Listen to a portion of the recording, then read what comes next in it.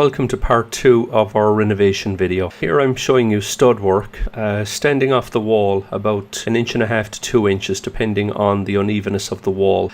We chose this construction technique for a reason, because we were going to incorporate closed cell foam in and around this stud work and spray it directly onto the stone wall. The logic behind this was to create a damp-proof, vapor-proof layer between the concrete, the external concrete walls and the interior of the house.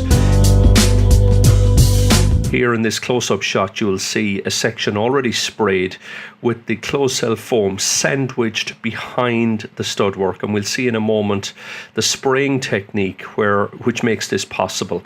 In other words, by creating a gap, standing the stud work off the wall, you create a void, and then through the spraying of the closed cell vapor barrier foam against the wall but behind the stud work, you thermally isolate the timber stud work from the external walls. So the spray foam, in this case a closed cell 2-pound foam. It's important to understand the type of foam we're using here. This is not the traditional open cell foam that we've already used in the roof here.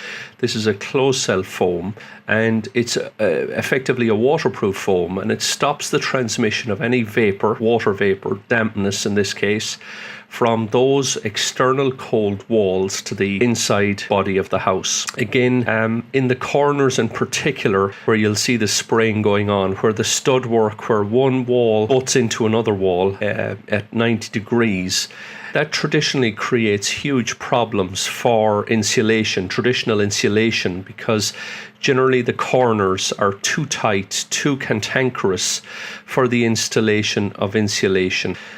For spray foam, not an issue. The foam is sprayed in as a liquid and then squeezes its way into the corner and insulates and fills the voids, the hidden voids, the almost invisible voids.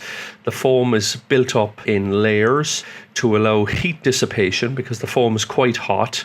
So we build it up in thin layers to allow the heat from the chemical reaction dissipate. This lends itself to a good quality foam that also has the hidden advantage and hidden benefit of stabilizing the stud work. In other words, the foam and the stud work combines to give a stronger structure. The foam on its own is strong, the timber work on its own is strong, but combine the two, where one is bonded to the other and the foam then in turn is bonded to the wall, you stiffen the structure immensely, especially in corner sections, which, again, I'm repeating myself, traditionally very difficult to insulate properly, but with spray foam not a proper problem. It just squeezes its way in, expands and fills all the nooks and crannies that quite frankly no other insulation. So you end up with a seamless vapor-proof barrier around the external walls of the house. In this house we space the vertical stud work 400 millimeter centers to accommodate the slabbing, the drywall slabbing that's to follow. The roof section in this house has been done with a different foam. It's been completed with a different foam, an open cell breathable foam, but the vertical walls of the house we're using a closed cell hard foam